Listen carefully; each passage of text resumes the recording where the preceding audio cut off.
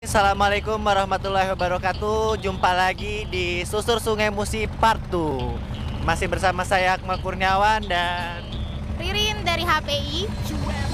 Oke, hari ini kita akan susur Sungai Musi dimulai dari kawasan Belah Ulu. Setelah di part 1 kemarin kita susur Sungai Musi bagian hilir, sekarang kita bagian ulu. Dan bisa dilihat di sebelah kita adalah suasana Sungai Musi yang kita lihat dari sebelah ulu. Sebelah ulu ini ada destinasi wisata apa yang bakal kita lalui, Kak? Nah, kalau di daerah Ulu sendiri sebenarnya lumayan banyak ya Mas ya. Tapi kalau kita patokannya di pinggiran Sungai Musi, itu yang pertama ada Komperta, itu kompleks perumahan Pertamina, ya. Kemudian di sebelahnya lagi ada Bagus Kuning, nanti kita akan lewat di sebelah sini. Kemudian Kuning itu yang banyak monyet-monyetnya itu. nah, betul, iya. Pemakaman sebenarnya itu ya, yang dijaga oleh monyet. Kemudian nanti maju dikit kita akan melewati kuil. Oh ya, Asgaf, kemudian nanti ada Kampung Al-Munawar, kemudian nanti ada kuil Dewi Kuan Yin itu di daerah Sepuluh. Kemudian yang terakhir kalau kita dari sejak kita berangkat tadi, tempat kita berangkat itu ada Kampung Kapitan. Oke, jadi bukan cuma sebelah ini ada banyak destinasi, tapi sebelah ulu juga banyak destinasi wisata. Oke, dan yang sekarang kita lewati ini apa? Masih Komperta ya? Oh, Komperta sudah lewat. Oke, sekarang kita menuju ke Asegaf. Oh, Bagus Kuning dulu. Oh, yang ada pagar-pagar itu. Oke. Ulu Kito ini merupakan destinasi wisata dari Bagus Kuning. Nah, sebenarnya cak mana sejarah atau asal-usul Bagus Kuning ini sendiri? Oh ya. Jadi kalau kita lihat di sebelah kanan Mas, jadi ini ada pemakaman Bagus Kuning, di mana di dalam komplek ini itu dipercayai ada beberapa makam, itu kalau nggak salah ada 7 makam. Nah, di dalamnya itu salah satunya adalah makam Ratu Bagus Kuning. Nah, siapakah beliau ini? Beliau ini adalah seorang panglima yang dipercayai memiliki sebuah kesaktian, ya, dimana pada saat dia datang ke kota Palembang untuk menyebarkan agama Islam, kemudian ceritanya dia ditantang oleh salah seorang yang bisa dibilang itu seperti siluman kera. Nah, akhirnya mereka bertarung, beradu ilmu, dan si kera ini, pemimpin kera, siluman kera ini tadi kalah, dan kemudian Ratu Bagus Kuning menang, dan seluruh pengikutnya dari siluman kera ini bersumpah setia akan melayani Ratu Bagus Kuning hingga akhir hayat. Dan sekarang kalau kita lihat nih Mas, Bagus Kuning ini sangat ikonik sekali dengan monyet-monyet kera-kera kecilnya itu. Monyet-monyet penjaganya. Iya, yang dipercayai adalah Yang konon penjaga. katanya tidak nambah, tidak berkurang juga. Betul sekali. Nah, Tahu tidak berapa jumlahnya? jumlahnya itu kurang lebih 41 ekor. 41 ekor jumlah monyetnya. Itulah sudah pernah ngitung atau siapa no? Kata kuncinya seperti itu. Oh, kata kuncinya kira ngitung. Kan Bagus Kuning tadi itu dibuka untuk umum apa tidak sebenarnya? Nah, kalau wilayah Bagus Kuning ini tentunya dibuka untuk umum karena dia memang ada pemakaman yang bisa dikunjungi oleh peziarah.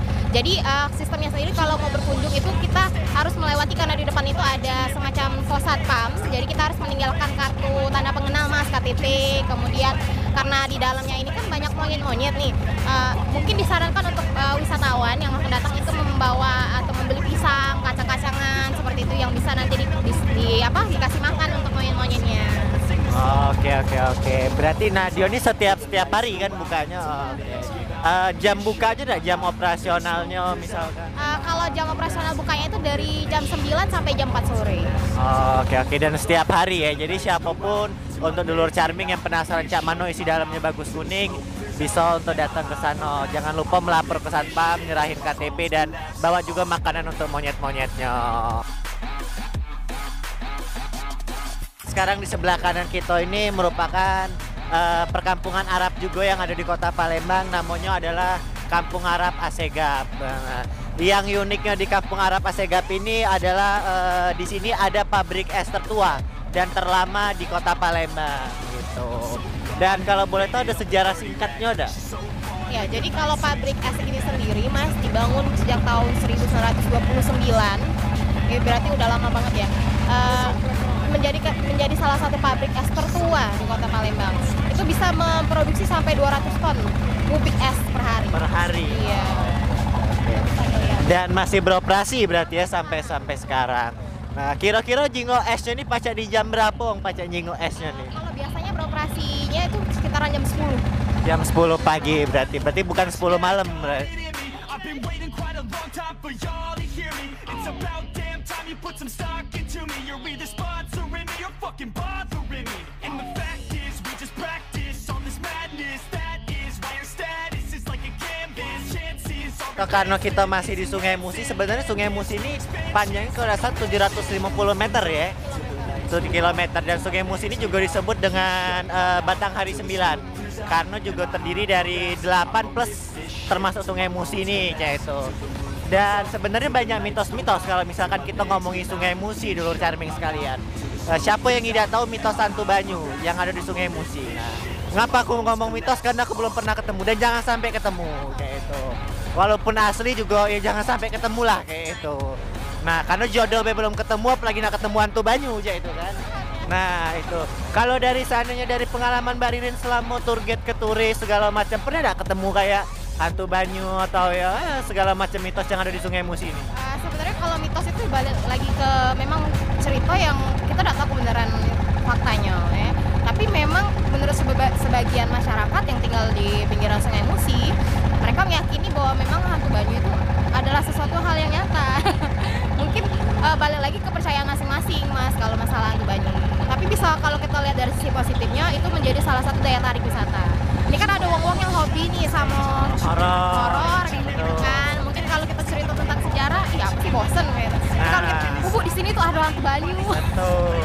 Kan serem jadinya. Nah, jadi kan akhirnya dia tertarik untuk datang ke Palembang karena kan kalau misalkan di kampung air tadi Pak Herman juga cerita dia pernah ketemu dengan Hantu Banyu itu kayak itu. Oke. Nah, selain Hantu Banyu di Sungai Musi juga terkenal dengan buaya putihnya ujinya. Nah, terkenal dengan buaya putihnya. Nah, sebelum itu di Sungai Musi ini ada juga rumah-rumah rakit mencah ini. Kamu bayangkan lah mana kamu tinggalnya udah kate tetangga, kate kawan ngobrol, tapi sianya lemah. Jadi begitu mandi langsung tinggal berenang baik. Gitu. Cerita rumah rakit ini sebenarnya memang ada sejarahnya Mas. Jadi kalau rumah rakit ini itu pada zaman masa kerajaan Sriwijaya dipercayai bahwa masyarakat yang bukan berasal dari kota Palembang asli, bukan orang pribumi, itu tidak diperbolehkan untuk tinggal di atas tanah atau daratan.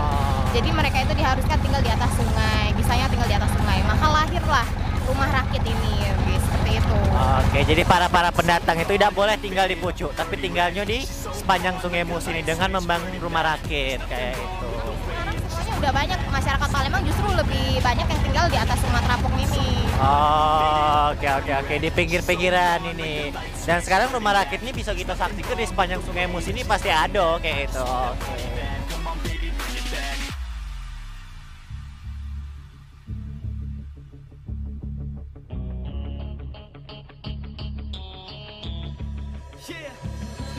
I rap with a passion, yeah, I got it in me. I've been waiting quite a long time for y'all to hear me. It's about damn time you put some stock into me. You're either sponsoring me or fucking bothering me. And the fact is, we just practice on this madness. That is why your status is like a canvas. Chances. Oke, dulur Charming, dan kalau misalkan kalian ketika susur sungai Cakito ini lapar, sebentar lagi kita bakal ngelewat ke salah satu tempat wisata kuliner.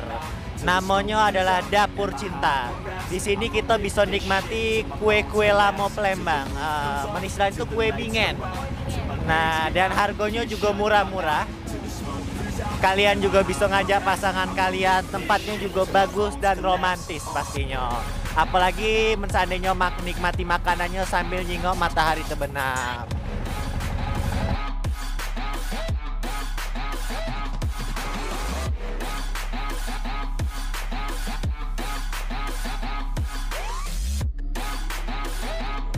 Kita ini ada juga Kampung Arab lagi, dan kali ini adalah Kampung Arab Al Munawar. Mbak Ririn bisa dijelaskan sedikit? Ya, jadi kalau Kampung Al Munawar ini itu dulunya sudah ada sejak abad ke-18.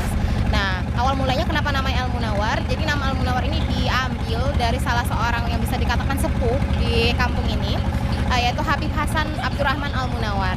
Nah, kampung ini sendiri itu termasuk salah satu destinasi wisata yang memiliki beberapa cagar budaya.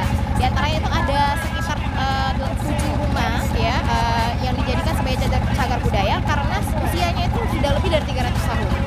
Wow, oke. Dan ini juga pernah dijadikan lokasi syuting film kan tahun 2015. Film Ada Surga di Rumahku waktu itu. Dan untuk orang umum bisa masuk ke sini ya? Iya betul, ini memang dibuka untuk umum. Di depannya itu biasanya dikenai biaya tiket masuk. Per orangnya tuh murah kok, cuma 5.000 rupiah biasanya. Nah, bukanya itu ya setiap hari, kecuali kalau hari Jumat itu karena memang mereka beribadah, fokus beribadah, biasanya agak dibatasi. Oke, ada syarat-syarat khusus nggak untuk datang ke sana? Ya, kalau untuk karena memang ini adalah kampung Arab, jadi memang untuk perempuan itu diwajibkan untuk memakai pakaian yang tertutup dan sopan.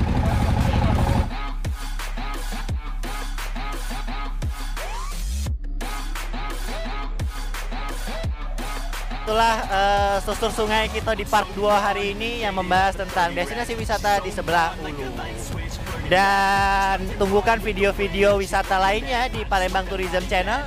Saya Akmal Kurniawan. Saya Ririn dari Himpunan Pramuwisata Indonesia Palembang. Wassalamualaikum warahmatullahi wabarakatuh. Salam pesona Indonesia, wonderful Indonesia.